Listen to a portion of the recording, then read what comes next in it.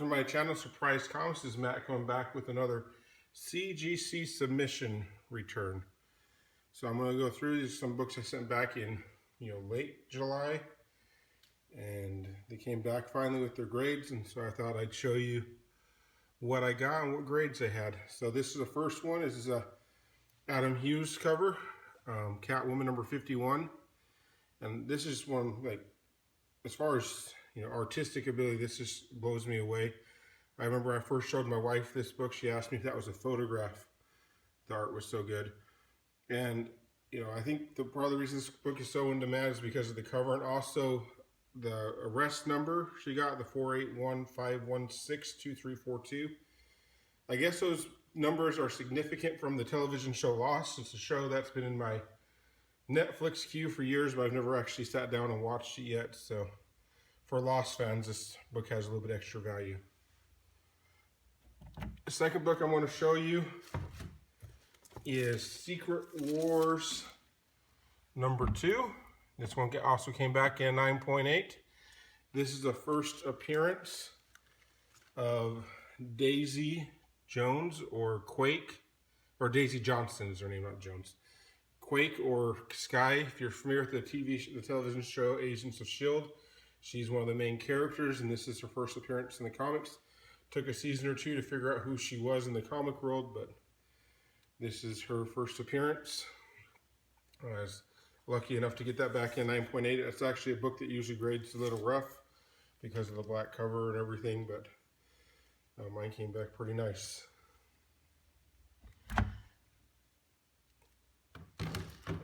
Next we have Omega Men 9.6, or Omega Men 3 in a 9.6. Most of these books are books I picked up while I was at San Diego Comic Con this last year. I got this one for like 20 bucks. I went through and picked out the nicest one. He had like 4 or 5 copies. And it's, pretty happy with a 9.6.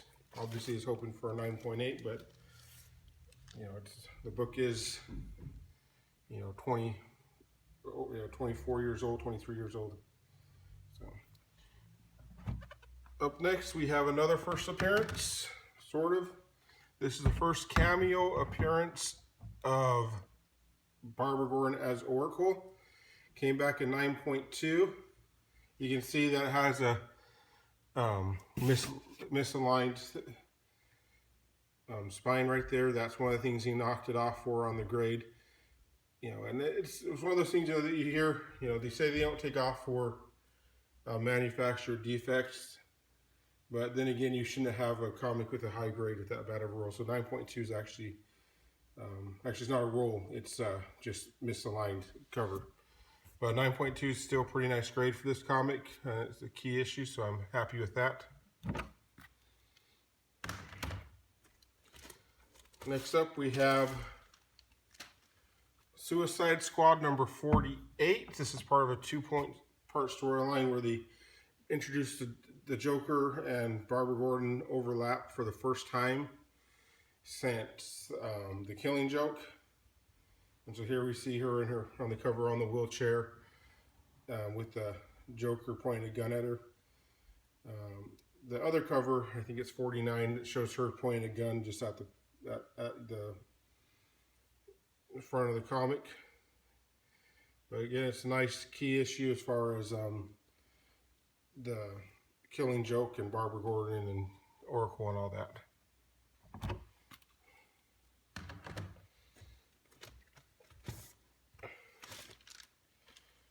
Up next, we have Batman 359. This is the first time we actually see the face of Killer Croc. He's appeared in 2 Batman issues before that, and a couple Detective comic issues as well. But as always in the shadows or with the trench coat on, we actually see his face. This is a great cover. We have all the great villains looking at Killer Croc to explain how he's going to be the one that's going to kill Batman.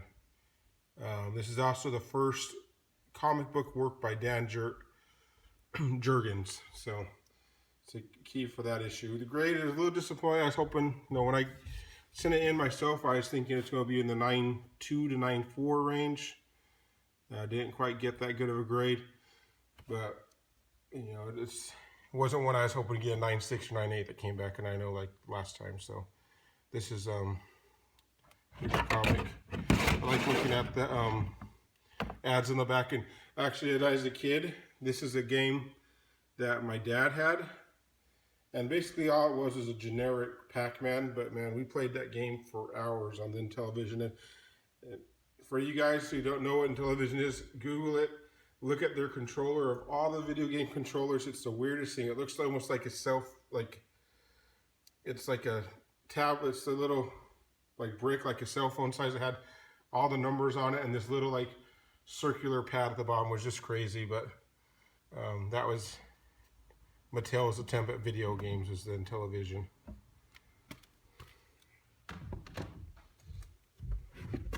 This one upset me a little bit. I got this New Mutants number 87. Came back as an 8.5, which was kind of baffling to me because I thought for sure it was going to be, you know, 9.6, 9.8. So I looked at the graders notes. And this is where it gets graded down. If you look right here, I can get in the camera right, you'll see a couple little dots next to the word action,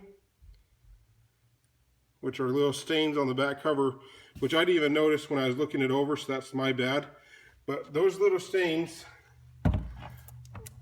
drop the grade, because they didn't complain about anything else with this, from the 9.6, 9.8 range where they don't leave any notes often, all the way down to 8.5 for the couple tiny little stains on the back cover.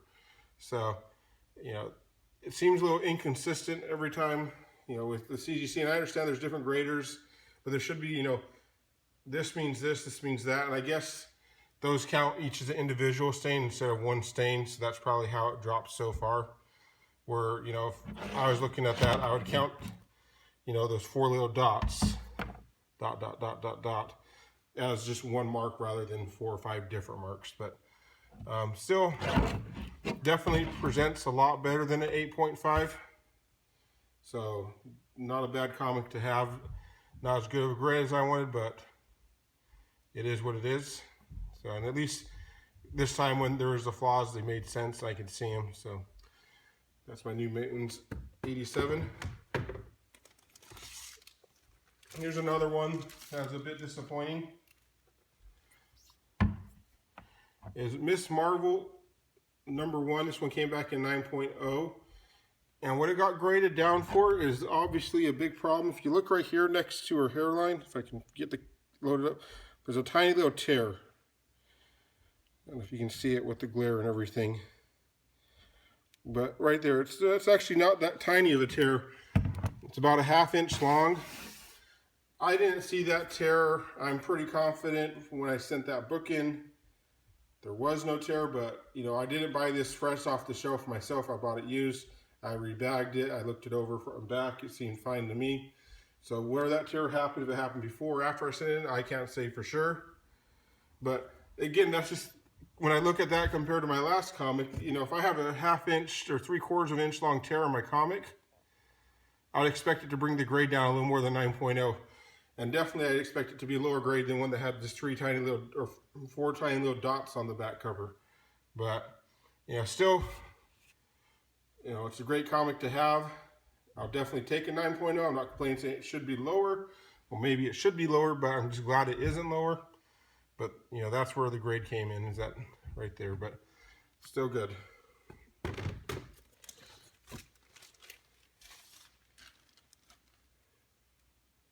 Up next, we got Darth Vader, number 1, 9.8. You know, is you know, grade I was hoping for, grade I got. Everything worked out great with that one. Not much else to say about it. But this next one I have a little bit more to say about.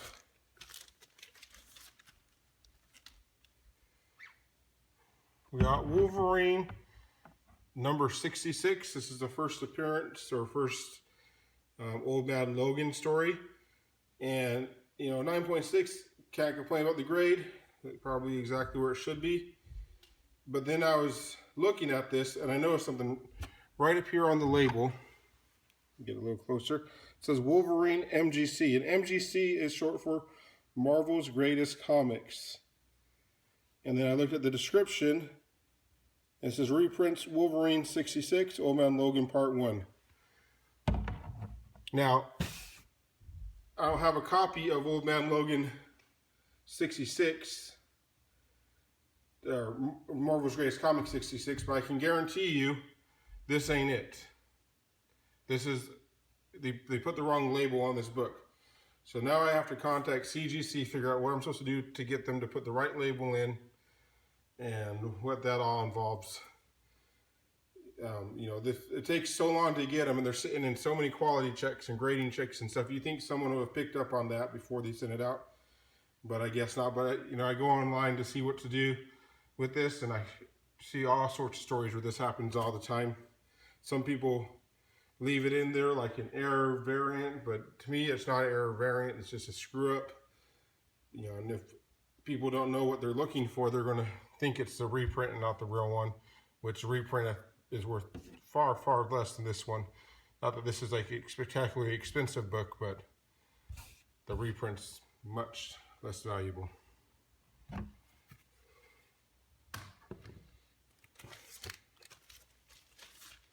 Next couple ones, you know, they're not the most valuable books or the greatest books, but they look in really good shape. I thought, why not send them in, get them graded? You know, a lot of these books I'm looking to eventually sell, and you can often make more money selling a 9.8 graded than a 9.8 raw. So I sent this one, Silk #1. You know, it's an awesome cover. You know, popular storyline. It's funny because all the time when you hear people talk about Silk, they talk about, oh man, she's such a better character than Spider-Gwen, and you know, everyone who hates Spider-Gwen thinks Silk is so awesome. And you know, why can't you like both of them? You know, does it have to be, I know they both came out around the same time. And you have a Spider-Gwen camp and a Silk camp, and I think you can like both, and I think both are pretty good characters. Another one, just a cover I love. Came back in the 9.8, and that's Flash #1. And it's just, you know, to me that's just like that's the Flash cover. That's Flash, and it just sums it up in one picture with the Speed Force blazing off him. The concentration in his eyes, the perfect running form, just everything comes together on this cover. It's just one of my favorites.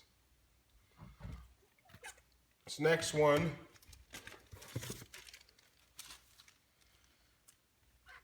is Green Lantern 1, and this is actually a recalled error copy.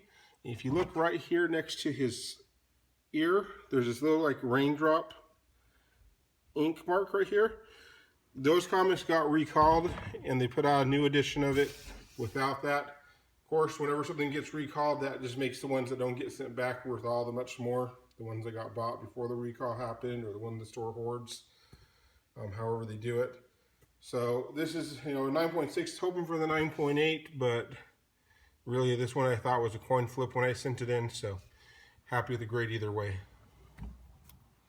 And it's funny, I was looking at the CGC census on this book, and with the teardrop one being so much more rare, but in the CGC census, the actual regular cover has been graded far less than this rare misprint cover. So you can see when people want to submit books and they're looking to speculate, flip, and all that, it actually makes this much more common in this grade than if it was just a regular cover.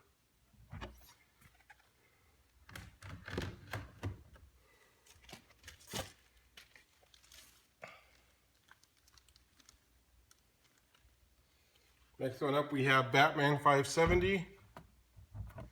This is the first Harley Quinn in the Batman series. It's also the second Harley Quinn in continuity. There's that Batman Harley Quinn one-shot. That's the first time in continuity. But this is, to me, that book is still more of a one-shot. It doesn't really flow with any other storylines. It's not really her in the DC universe. To me, this is the first. You know, but it doesn't really matter what I say. It matters what the, you know, popular opinion is, and what the people who, you know, make the price guides and CGC and all that. But, you know, nice Joker cover. You know, this is a kind of a one that you can get on a stealth buy. I have like 3 copies of this one. This one I paid like $10 for. It's, you know, you can find it anywhere between, you know, $10 and $30, but if you're looking at those long boxes, looking in the back issue bins, you can still, I got a copy of this for $2, and I got another copy for $3.20. So, those ones are a little rougher. This one, I sent this one in. One of them's part of my personal collection. The other one's just kind of sitting, kind of in my spec pile, I guess. But it's right here, Batman 570, key Harley Quinn issue for all you Harley Quinn collectors you may not know about.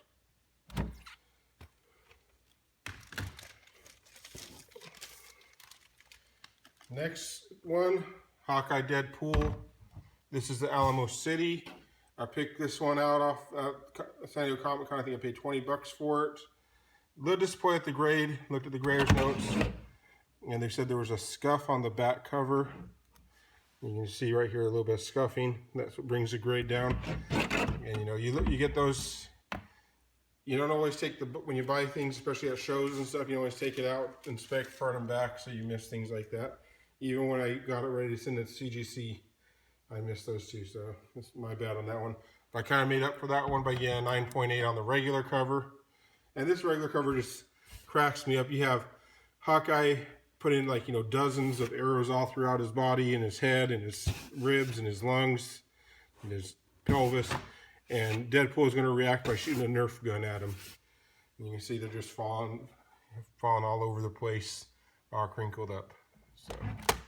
So, the key, for those who don't know, Hawkeye versus Deadpool 0, there is a page in this book where there's people out trick-or-treating, and two of the people out trick-or-treating are dressed in a Spider-Gwen costume and Lady Thor costume.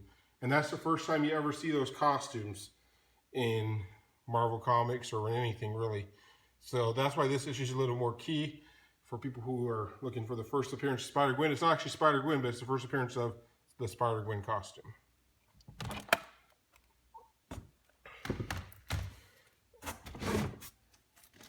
I bought a lot of, Walking Dead comics. I sent those in, and they had a couple early copies in there. One of them was issue number 13, came back at 9.4. Seemed about right. That's, hoping it would squeak by at 9.6, but no luck. This is the first Prison episode. I call them episodes for some reason. I watch too much TV, I guess. But Prison issue. We got Tyrese and Rick there on the cover. Also in that set, I had Walking Dead number 14. It came back at 9.6, a little bit better. Death of Julie, which you probably don't know who she is unless you read the comics. Not a terribly significant character.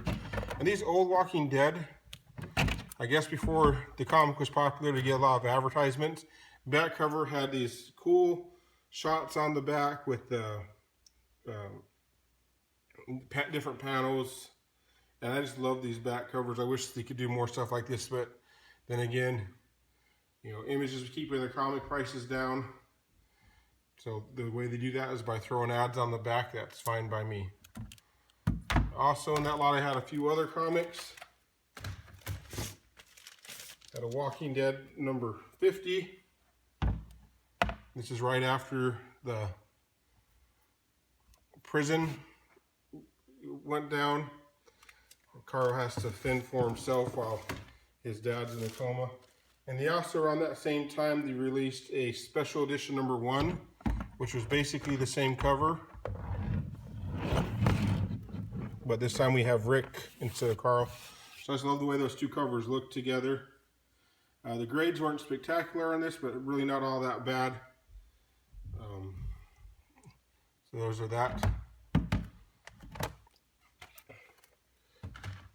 Up next we have another Walking Dead. Issue 132. This one came back in 9.8. This is the first cameo appearance of Alpha on the last page. So it's key for that. Really not the most spectacular cover to look at. Nothing too exciting. We got, Maggie with her son on there. But there we go. Walking Dead 132. This is the first cameo of Alpha, and I think it's 138. is the first full appearance, and you can't really miss it by the cover. It's a 136 or 138 has such a spectacular cover compared to this one.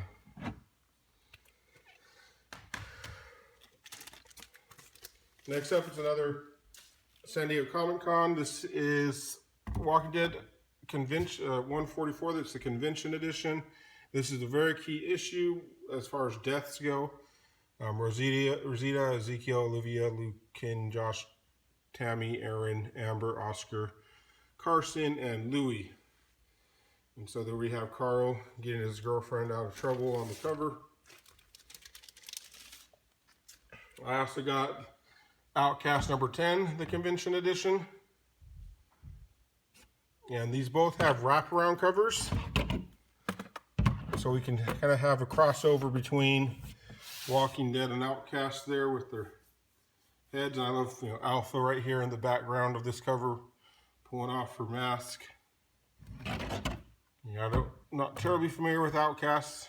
I don't know if the back cover on this one has any significance, but they both came back in 9.8, and it's always nice with convention editions because keeping those comics at the convention where they just hand them to you with no bag or board, you have to kind of carefully hold them and get them into their bags and boards. It's not always the most convenient thing. I got 4 more books for you to go along with that Outcast. I got the Outcast that's Outcast Skybound 5th Anniversary Edition 1. This is the photo cover variant. For those, Cinemax is going to be having an Outcast television show. This is the actor who's going to be playing the main character, Kyle Barnes. And to go along with that, I had my personal copy of Outcast number 1. I sent that one in. It came back in 9.8 as well. You just see those two covers side by side. It's pretty sweet looking. I don't usually get the premium channels, but I'll have to see what people think about this one. And watch out when you get those free preview weekends. Maybe I can pick them up then.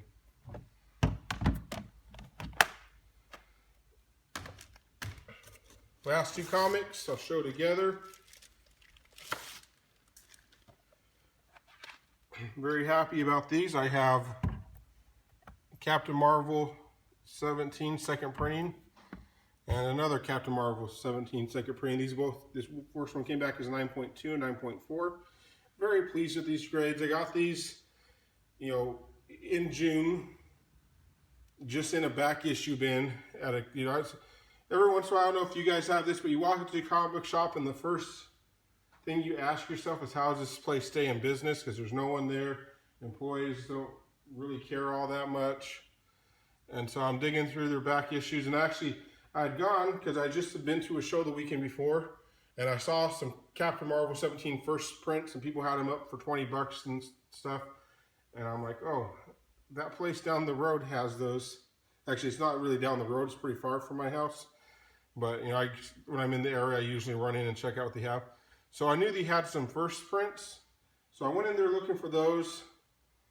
And then when I was looking, I saw these second prints. And I'm like, well, what the heck are these things? So I got my phone out, pulled up eBay real quick, checked out these comics.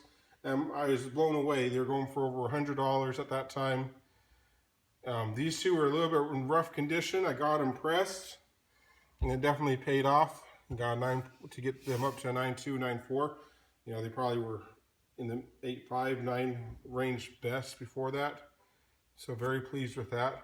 And that's all I got for this time. I'll have another set of books coming back in the next week or so. And then after that, there'll probably be a bit of a dry for that. I sent a bunch in right away.